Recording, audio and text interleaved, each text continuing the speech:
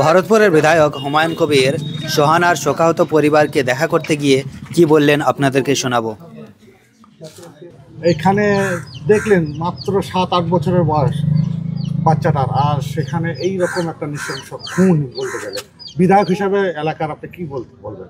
এত বড় জঘন্যতম ঘটনা যে মাত্র একটি 8 বছরের বাচ্চা মেয়ে সোহানা খাতুন, তার বাবা সোহাগ শেখ আমার পাশেই ডান দিকে দাঁড়িয়ে আছে। তো আমি আউট অফ ডিস্ট্রিক্ট ছিলাম বা আউট অফ ভরতপুর ছিলাম, কালকেই কলকাতা থেকে ফিরেছি। আমি ওখান থেকেই ঘটনা শুনেছি, বিবরণ শুনেছি। তো আজকে আমি এখানে এসেছি। আমাদের একটাই বক্তব্য, সেটা হচ্ছে এত বড় জঘন্যতম একটা নিষ্পাপ বাচ্চা মেয়ে, তাকে বাড়ি থেকে প্ল্যান মাফিক ডেকে নিয়ে গিয়ে 3 দিন পর তার ডেড বডি পাওয়া যাচ্ছে। সে কী এমন অন্যায় করেছিল কারো কাছে, সেটা আজও সবার অজানা। আমি ভরতপুর থানার প্রশাসন তাদের মতো করে ইনকোয়ারি করছে, কেস স্টার্ট হয়েছে। আমি জেলা প্রশাসনের কাছে, এসপি সাহেবের কাছে এই বিষয় নিয়ে কথা বলবো।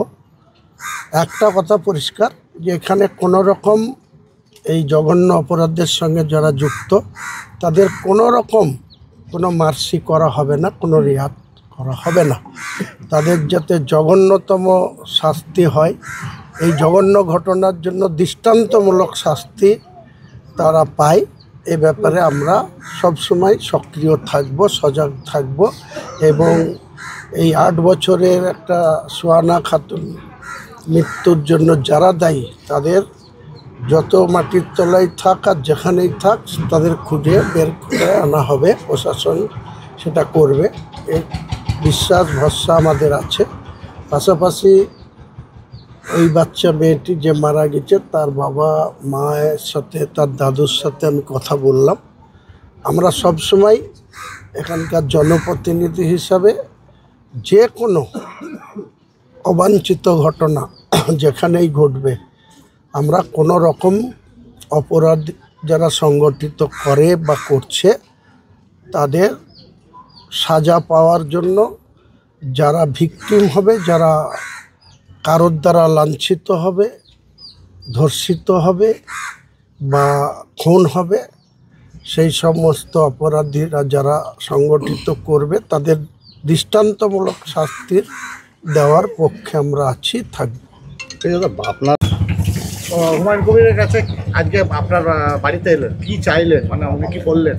উনি বললেন যে মানে নিজেকে সাহস রাখতে হবে এবং পুলিশ প্রশাসনের দায়িত্ব পালন করতে হবে এবং পুলিশ প্রশাসনের সাহায্যে আপনার দোষীকে সাব্যস্ত করা যাবে এবং কঠোরভাবে কোর্টের সজা দেওয়া যাবে।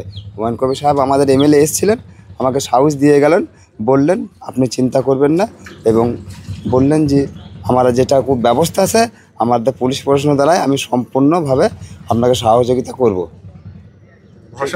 ভরসা পেলেন, সম্পূর্ণ ভরসা পেয়েছি আমি। প্রশাসনিকভাবে সাহায্য করবেন? প্রশাসনিকভাবে সাহায্য করবেন বলে জানিয়ে গেলেন। প্রশাসন দিয়ে সাহায্য করবে।